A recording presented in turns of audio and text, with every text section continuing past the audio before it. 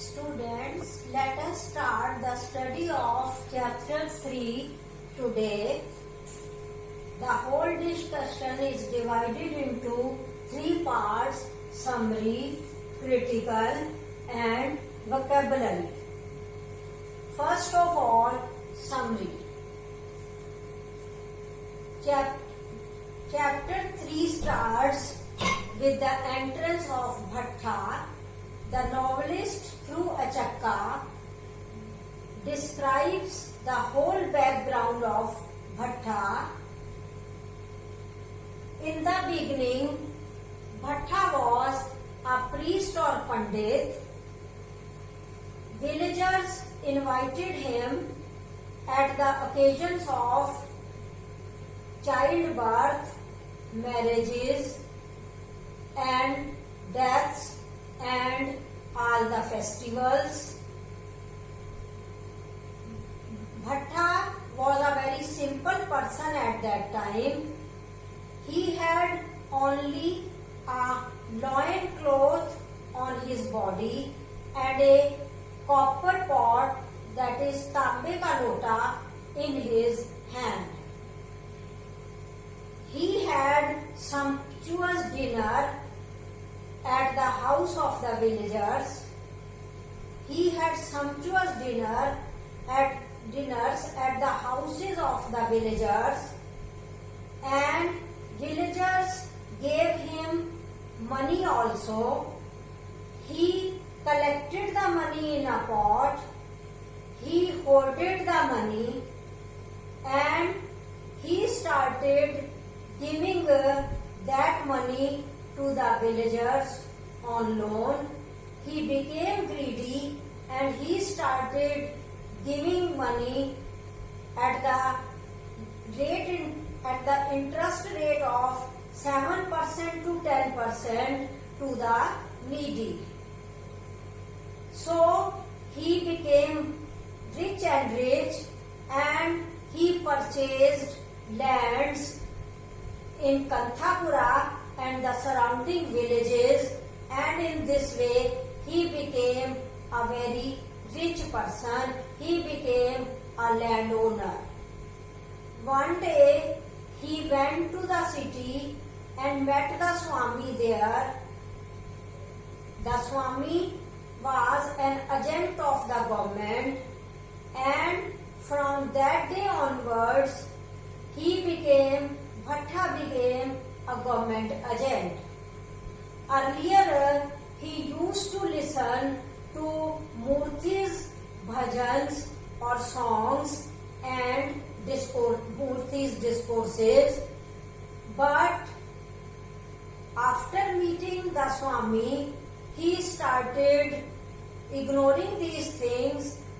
He started criticizing Murthy for the paraya business, and in this way he became a critic of Murthy. Now, one day in the evening, he went to Rangama's house. He went to the river for evening ablutions, and on his return journey, he stopped at Rangama's house, and there he found Rangama's father Ramakrishnaya busy in meditation. So he talked to Rangama's. He talked many things happening in the village. He talked about village affairs with Rangama, and then he talked about Murthy's mixing with parayas. He objected to Murthy's mixing with parayas, and he conveyed the Swami's message that all the villagers would be excommunicated if Murthy did not stop his paraya business. He also criticized Rama Shastri, who was Ranga Shastri's son. Rama Shastri had opened his temple to the Paraiyas, and in this way his temple was a private temple, so he said it is not a public temple, he could do anything, and so he decided and did open his temple to the Paraiyas. Now Rangamma was a learned woman.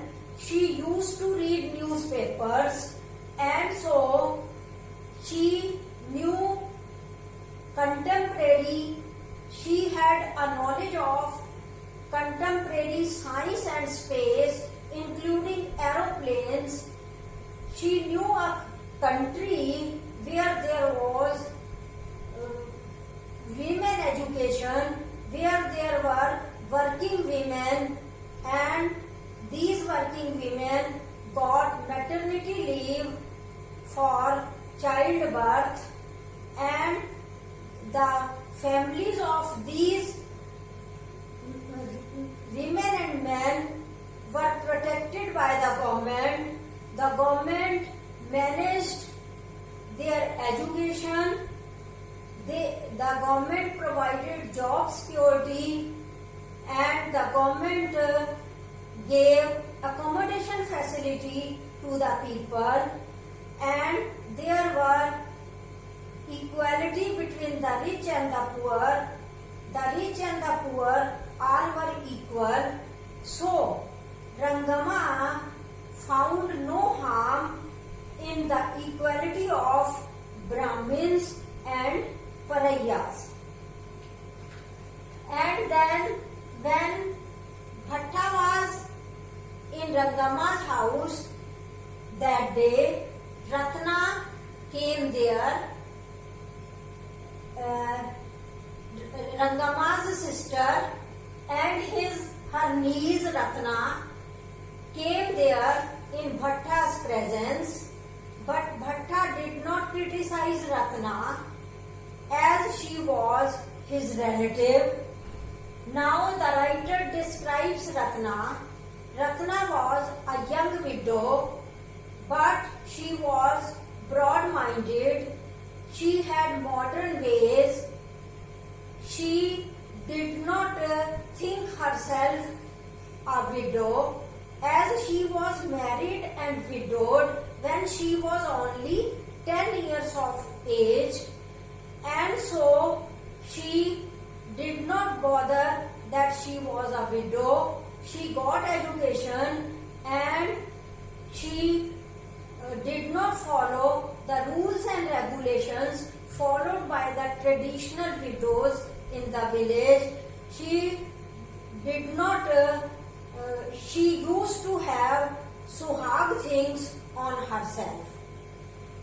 And she was like a boy. She roamed about alone in the village. Other women used to go to the river to bath and wash their clothes in a gathering. But she used to go alone to the river. There she washed her clothes by beating these clothes on the stone, dried them, collected them, and returned all alone to the village.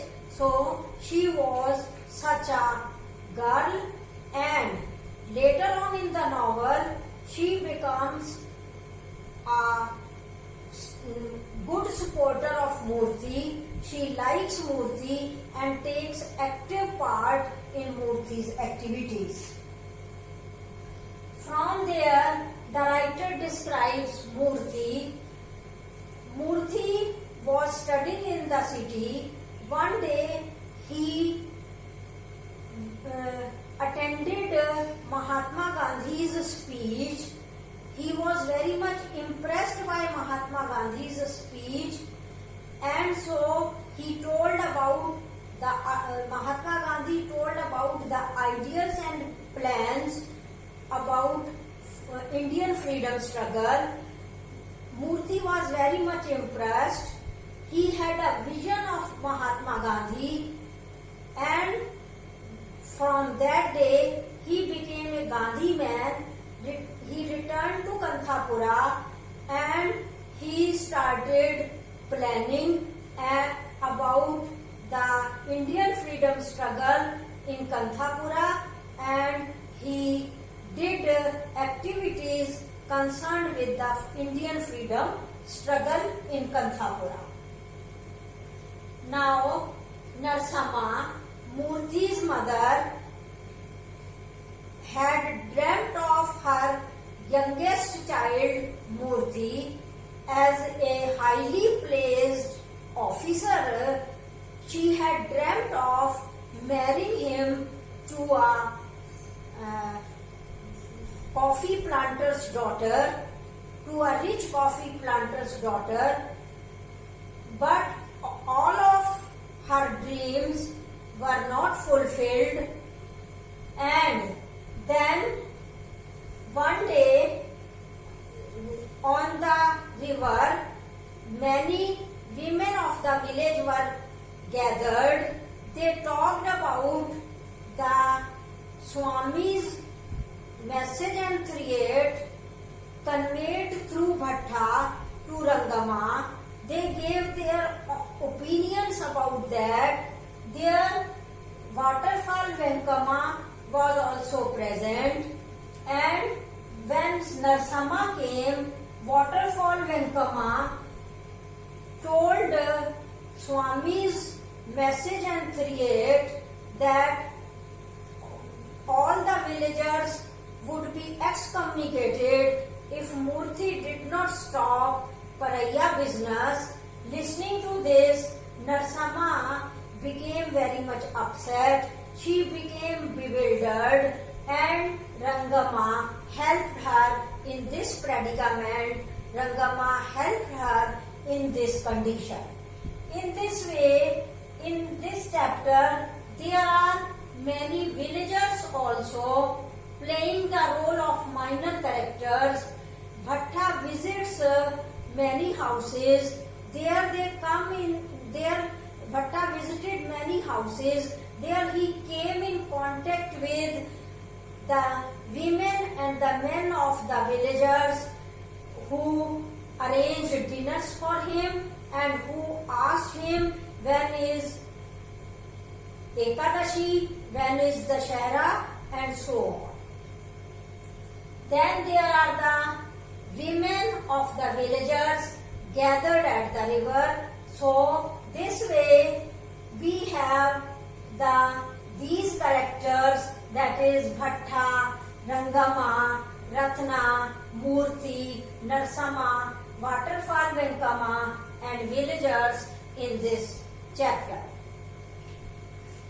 Now there are two types of characters: flat characters and round characters.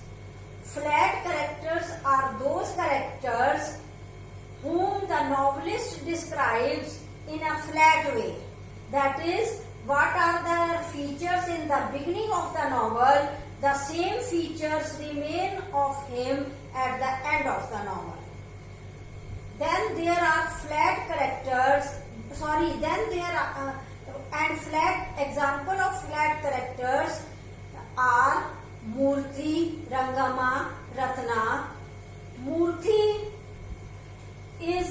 was a Gandhi man in the beginning of the novel. That is, he was a Gandhi man in chapter 1, and he remained a Gandhi man at the end of the novel, that is at the end of chapter 90.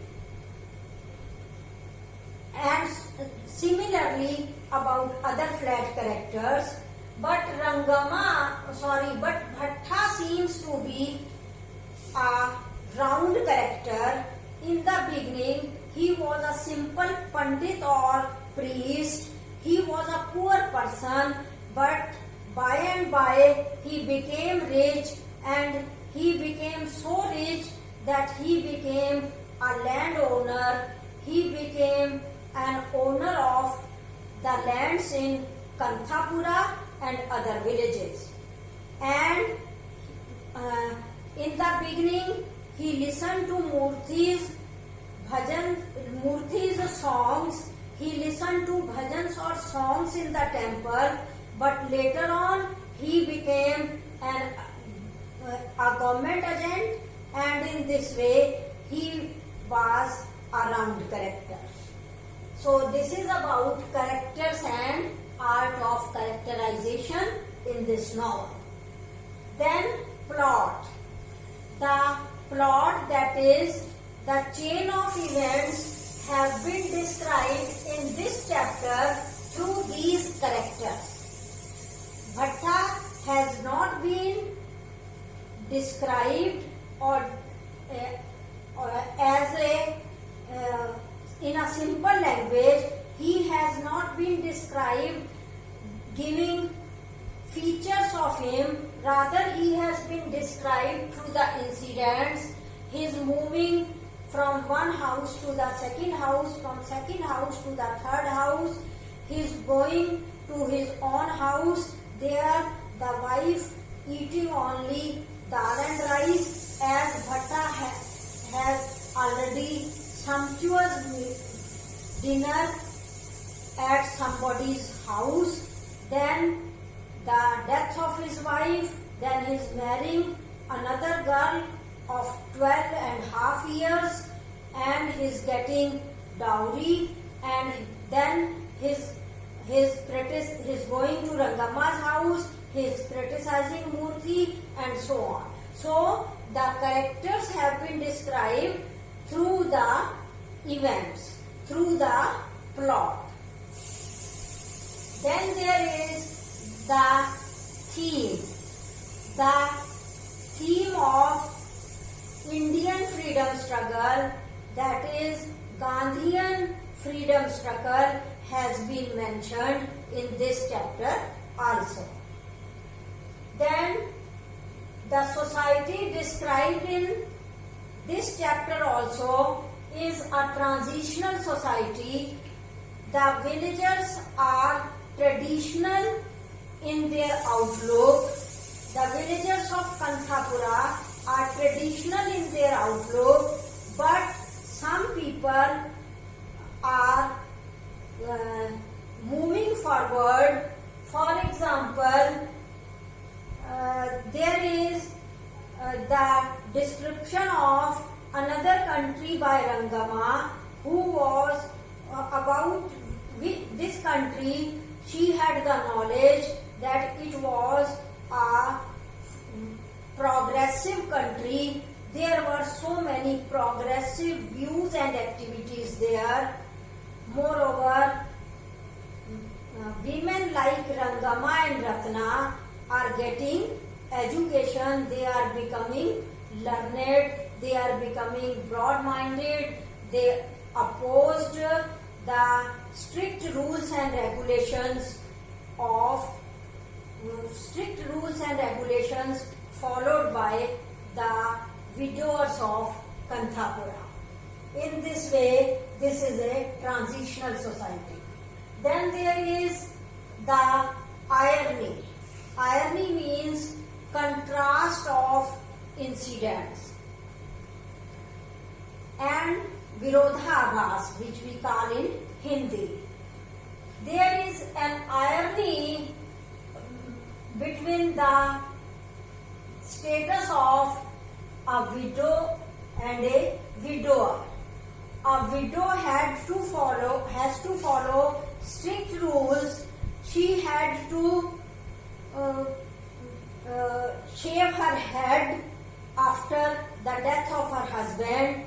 She had to wear white clothes. She had to cover her head, and she did not wear suhag things. That is earrings, bindi, other ornaments, etc. But a widower is free to do anything.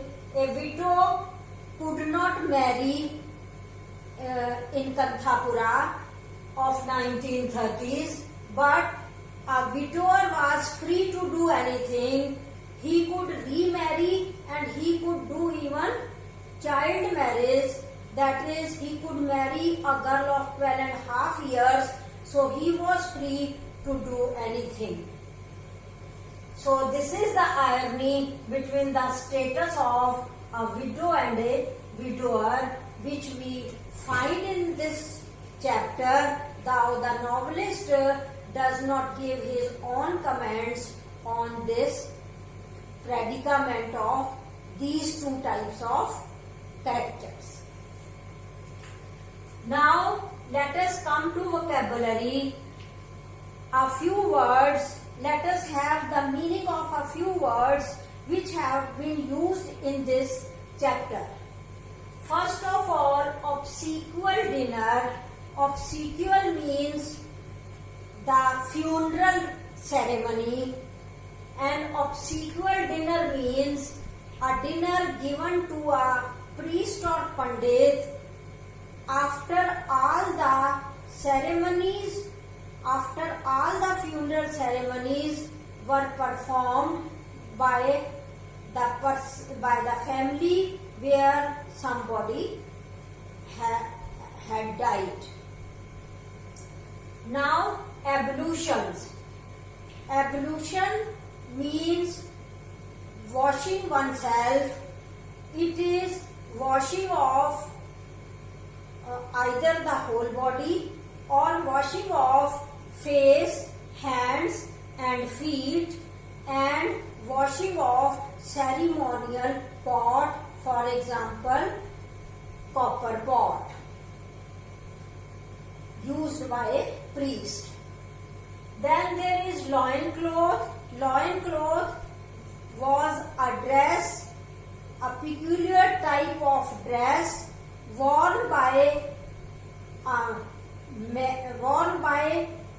male member at the lower part of his body. In Hindi we call it dhoti. Then there is copper pot. Copper pot means तांबे का लोटा जो पंडित या priest के हाथ में होता है और जिसमें हॉली वाटर डाला जाता है. So copper pot is a kind of ceremonial pot of metal copper. Then discourses. Discourses means written or spoken communication or debate. It is a kind of speech, and Bhatta listens to Murthy's discourses. Murthy delivers discourses to the villagers, and earlier Bhatta also used to listen to those discourses. Then vision. Vision means observation of something. Vision means a dream which we get during the night also. But it can be a daydream also. Daydream means it could be the miraculous observation about something and then plans about something. And Murthy had a vision of Gandhi in this chapter. Then threat means warning. Swami gives a threat to the villagers. He conveys this threat through Bhatta. Excommunicated. Excommunicated means जाति निकालना. जाति निकाला यानी जब society से किसी को punishment के तौर पर बाहर निकाल दिया जाता है. बाहर निकालने का मतलब है उसके साथ सारे सोशल रिलेशंस कट ऑफ कर दिए जाते हैं. So excommunication means declaring out of caste, declaring shunning of social relations with that person. Then there is the word bewildered, which I used in my summary. Bewildered means upset. Nasamava, after listening to Waterfall Venkama's discourse, Nasama was upset, Nasama was bewildered. Now today we have been introduced to a character Ratna. Ratna, it is pronounced as Ratan plus R, Ratna. Ratan is a Hindi word which means jewel. Its English meaning is jewel. Jewel yani nag, precious stone. So Ratna is a precious stone. Ratna is a jewel of the novel. She cooperates in an active manner with Murthy and his activities. That is all for the day. Thank you.